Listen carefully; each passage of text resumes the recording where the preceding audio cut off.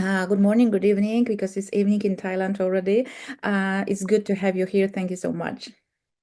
You're very welcome. And thank you so much for having me. I'm very excited to be part of this. So let's start from the literary landscape of contemporary Thailand. What do you think? What characterizes book market in your country now? Oh, that's such a hard question because there's so many different types of authors in Thailand and different types of books. I think like in the last few I think in the last few years, reading is not as like maybe as big as people in Thailand would like it to be. Um, but we have more of a in the last few years, there's more of a conversation surrounding literature and surrounding writing. Like, and when I was growing up, there weren't a lot of career paths towards becoming an author. There weren't a lot of, events about books, about literature. There weren't a lot of, workshops you could attend if you want to be a writer of, or if you're just interested in reading or interested in sharing ideas.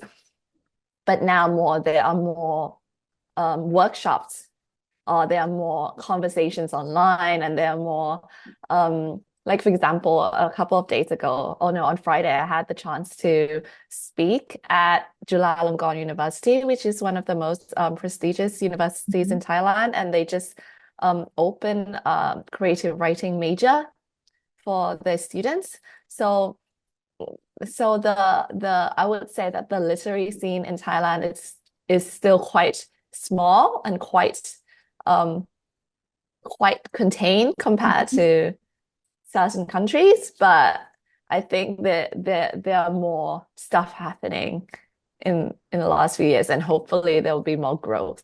Yeah, hopefully. So, do Thai prefers literature in their own native language, or maybe they tend to read books, novels, for example, in written in English? Is there any space for literature written in English? I think the majority of people in Thailand read books in Thai. So if they read books that have been written in English, they would read it in like Thai translation. But yeah, so I think that it's still more there's still more preference for reading in Thai, definitely. And do you think your work is a characteristic for the characteristic of the contemporary literature in Thailand, or maybe you would describe it as completely opposed to the trends? I think this is a question that I've received a couple of times, and it's such a difficult question to unpack because I think someone asked me like recently, do you consider your work like Thai literature? Do you consider what you write as part of like Thai literature? And I always say that that depends on how you define Thai literature. If Mhm. you if the definition is based on the person creating the work being Thai, then I think like everything I write is sort of Thai literature because I'm Thai and I grew up here. I think lots of people think I grew up in America or the UK, but no, I grew up in Thailand. But I also think my work is kind of different than most authors in Thailand in terms of I write in English. So, and my first novel is influenced more by my Chinese heritage. And so the characters are British Chinese and it's set in London based on my experiences living in London in my early 20s. So there's not so there are lots of Thai people who have Chinese ethnicity. So when they read the book, they connect with that connection with that, that Chinese family side of the novel, cultural aspects of the novel, but there's not like in this novel, there will be more in the second novel where the characters are Thai, but in this one, it's not like, so it's not very Thai. So my work definitely, I think, stands out a bit from the rest of, the Thai literature landscape. Okay, so speaking about your origins, you have a Chinese Thai background. You were educated in Great Britain. So I wonder, which culture or identity shaped you the most as an author? Oh, I've always feel like even when I was growing up in Thailand, I've always consumed a lot of Western media, Western literature, and I think that's that's similar to many like people who grew up in Asia. I think that's a combination of I don't know like colonization or like revert racism. I don't know what it is, but I think but since I grew up in Thailand, I've also been very shaped by Thai culture. So I always say for me, it's always a mix of both. Mm-hmm. I'm There are sides of me that are quite westernized because I've gotten the chance to live outside of Thailand and got exposed to different types of culture, to like more diversity, and I was able to kind of see my own country through an outsider's lens. So I have that in me, but because I grew up with Thai people and I grew up in a Thai school and I grew up in a very Thai community, I also have that like Thai side of me. So I think it's like both always. Sometimes it meshed together, sometimes it's conflicting. So it's been definitely been an interesting, identity journey. And I think it's always gonna be like I don't know, like a struggle. Maybe struggle is the wrong word. Like yeah, a melding. Okay, so you write poems, you write short stories, you write a novel, and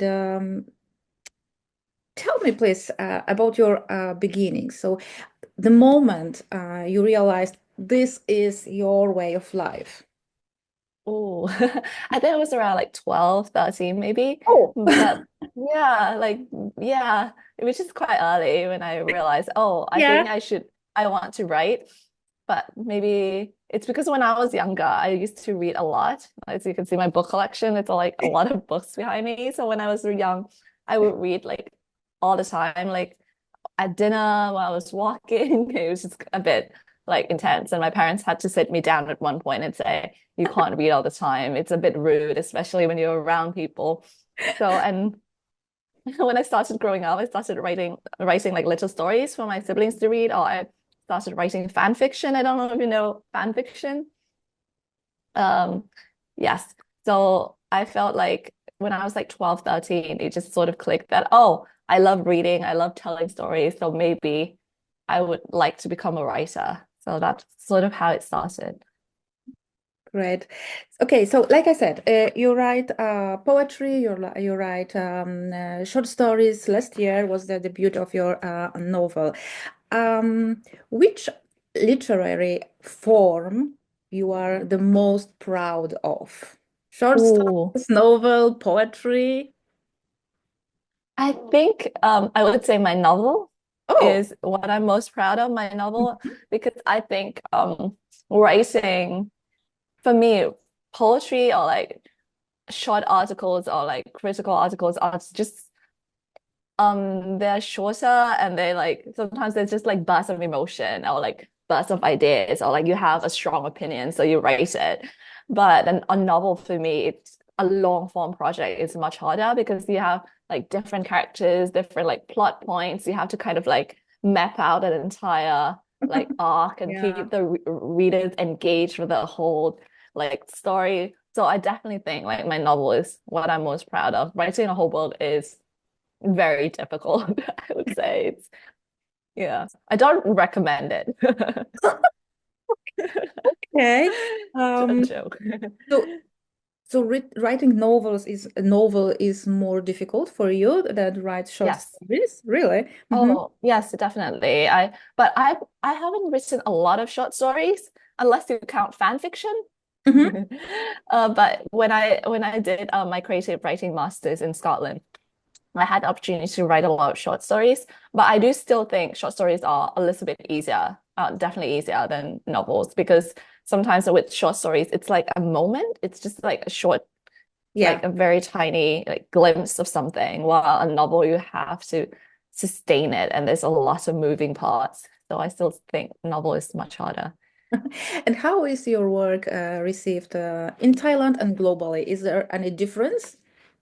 Definitely. I think because not a lot of authors from Thailand get published internationally, Unfortunately. especially, yeah, unfortunately, it's especially if they're an author who grew up and was born in Thailand and stuff like that. There are a few authors who've gotten published internationally, but mostly they're like authors Thais who grew up in the US or the UK. Yeah. So in Thailand, the fact it's a much bigger deal, if that makes sense. Like Yeah. people are more kind of like it's more on people's radar. But in the UK, for example, and a global in the global stage. I'm like a tiny fish in a bigger pond. And that's so it's definitely a different experience. And even though there's more push for diversity in publishing, for more authors of color and more diverse stories, it's still a very predominantly white industry. So it's still a very different experience. So do you think the international prizes, like, I don't know, Booker or something like this, is the chance for authors from Asia to gain international publicity? I think I feel like every kind of like visible something that makes a work more visible more is always beneficial, I think. And unfortunately, I don't know that much about the Booker Prize, but I still think like so many people in higher places in publishing or higher people who have a lot of say in publishing or people who are like in higher positions are still white. So there's a bit disconnect in terms of maybe the way they can relate to certain works. That makes sense. Yeah. Let's talk about the social impact of literature because it's very important for you, as I noticed. You run workshop and literary courses for people from Thailand. Uh, Also for those who are often socially unprivileged. So can you tell me about your activity in this field? I would love to do more of that. I've been doing a little bit of that, but not as much as I would like. But I've had an opportunity to like a couple 2 years ago, I think I did a mentoring program for young Thai writers. So stuff like this is very hard to come by in Thailand, and we don't have a big literature culture. We don't have a big reading or writing culture. Like for example, in the West, maybe in the UK, kids are taught to write essays in school or taught to read and do critical thinking. But in Thailand, when I was growing up, our education was just we would sit in a classroom and a teacher would come in and they would write something on the blackboard and we would, like copy it down, memorize it, and go take the exams. So that was the kind of the extent of our education. And I always have this belief that writing is such a powerful tool to help someone learn about themselves. So even if so young Thai kids are not taught to like do critical thinking and they're not encouraged to like fulfill their potential or follow what they want to do, their own passions, their own interests. They don't have the space to explore that and explore their identity. And I always think that writing is such a powerful tool to help them do that, even if they don't want to become authors in the future, like writing can help them express their emotions, like organize their thoughts, and it can be like an outlet for them to feel like, oh, they can achieve something or they can create something that means something to someone that's worthwhile, that someone else can relate to. So that's what I want to try to do in the past with like my workshops with kids in Thailand or my mentorship programs. And hopefully in the future, I want to do more of this, especially with, like you mentioned, like kids from maybe who are not from international schools, who are not from privileged backgrounds, like kids who have even less access to stuff like, reading, writing, and like critical thinking culture. So that's definitely more of what I want to do in the future. So what is the role of literature in Thailand? Does it play important role in social and intellectual life in your country? I think not as much as we would like it to, I think, because like I said, like because of our education system, we weren't encouraged to read a lot as a kid, or like we weren't encouraged to, like discuss our opinions. But I think more now with social media, more now with like the younger generation, it's becoming more of a thing. And I think what people love reading right now in Thailand are like articles online, like opinion pieces and books, like short poetry books, like with encouraging quotes and stuff like that, healing quotes and stuff like that. So there's more of a bigger culture with that, and people are looking to that more now in Thailand. Like some authors have done exhibitions with, the encouraging poetry and stuff like on display, and that's like a big hit. So that's and Thai people love taking pictures. So in those exhibitions, Thais would go and then take pictures like next to the works of like poetry works and stuff like that. So that's like the main predominant trend right now. So the question at the end, and I'm so sorry for this question because I know that it's not really liked by the authors, but uh, we want to with the Museum of Asia and Pacific, we want to encourage Polish publishers to publish Asian literature, maybe from Thailand, maybe your books. Mm. So can you reveal a little bit about your plans? Oh, my plans in terms of like what the book is about, or No, and maybe oh, next book, next poetry, what are you oh, going to do? so I'm working on my second novel right now, Oh, and that's the great. first novel, yes. So the first novel is about my time in the UK and my Chinese heritage, but the second book is more about my Thai culture and my time living in Scotland. So it's set in Bangkok and set in Edinburgh, and it's a bit of a love story, and Oh, yeah, and there's a bit of like a magical realism element to it, but but it mainly, if I do it well, then it will explore, then it will then it will explore the way we choose to love and whether like how our fears and our traumas inform the way we love and how can we choose to love in a better way, maybe. Yeah, so that's a little tease. and you're going to write it in English? You are writing it in. Yes. Yes, I'm writing in English. So I have a two-book deal with my UK publisher. So it's this novel, my first novel, and the second novel. So I really like to read it because I love magic realism. Really, Oh. I love it. Yeah, there's a little bit of that. There's a bit of this in the first one too, but so it's about time travel, but the first novel isn't very sci-fi at all. The time travel is very like magical in a way. Okay, so finger crossed. And Yes, fingers crossed. and thank you so much for this conversation, Pim. Thank you so much.